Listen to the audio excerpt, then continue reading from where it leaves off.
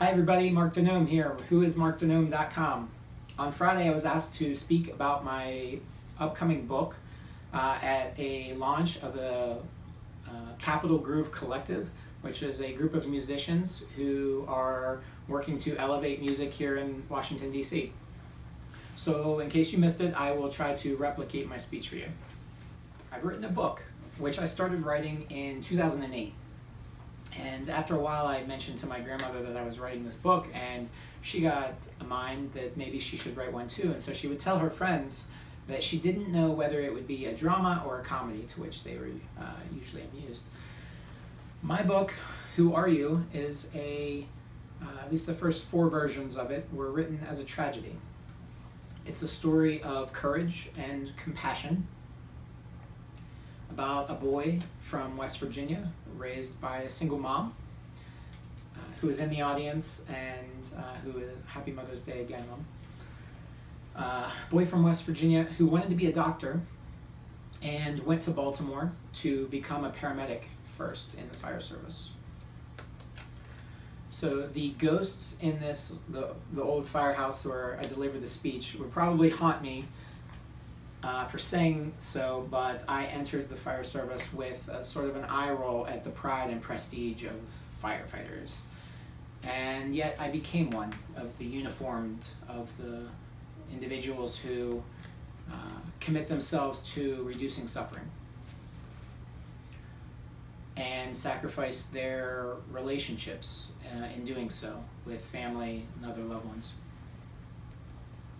As a paramedic working with firefighters and police officers, I tried to change the culture from within, making really only small successes, and eventually moving on to do emergency management for the federal government and try to, again, improve the culture from within of the national security and emergency management circles. Finding my voice small and progress frustratingly slow, I eventually left the federal government recently,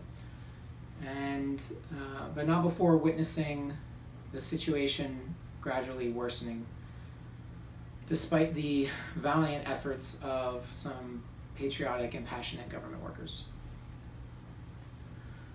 Our government is stalled right now, and it's actually moving backwards rather rapidly. It's stalled because we as a people are polarized. Our democracy is being tested because our people are being tested on the degree to which we are committed to civility and truth.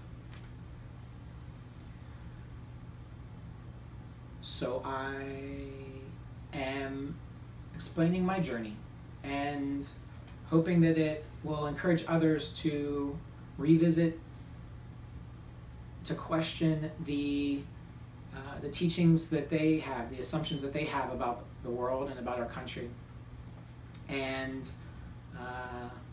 that they've learned from their parents and grandparents, which is no small task. So, but I'm encouraging people to do so because that is how we progress and move cohesively to restore this country to be a beacon of liberty and justice as a united people and a United States. So my book, Who Are You? Overcoming Our Miserable Morality, is my call for us all to overcome our myths, fears, and other obstacles to social progress. I've also made it my business to be a guide for others in civility and truth, particularly on discussions of race, gender, and class, which should not be politicized issues under this Constitution. I'll be focusing particularly on talks and trainings with emergency services and other public services. And because our federal, state, and local government has shown that it is incapable of checking itself, I have formed a new organization called Mark My Words, which will, when funded, provide independent review of complaints against public services and injecting accountability to elevate those services to a higher level of excellence. And because of the great debt that we owe the people who work in these services, I'm committing half of the funds to an organization subsidiary called Mindful Motivators, which will provide independent employee assistance to those people, current and former employees of those services, to include assistance finding new jobs when they decide that emergency service work is not for them. The purposes of these organizations is to make sure that the people who make their sacrifices for the betterment of others are made to feel that they can express their concerns with those services without worry that the leaders of their organizations will bury those issues and concerns to save the face of the organization or of themselves. So things are already happening. I am giving a talk next week at the monthly meeting of the Baltimore County Volunteer Firemen's Association, which is where I was an emergency services worker. And I've also been selected as a sort of spokesperson for a new global initiative on promoting civic responsibility, and we'll be starting our efforts to build the dialogue about some of these important issues here locally by empowering community organizations, debate clubs, book clubs, and things of that kind. Who Are You is a book for everyone, not one particular race, one particular gender, or social class. There are many in this world who would prefer to dismiss the grief of the privileged, arguing that it pales in comparison to that faced by marginalized groups among us. And if there's one thing I've learned from being an emergency worker, it's that we all suffer, and we all have to go through this life together. And if we're going to dismiss grief, we have to acknowledge all forms of grief and combat it with love of everybody. So my book isn't a drama or a comedy or a tragedy, it's a love story. A love of this country and every single person in it.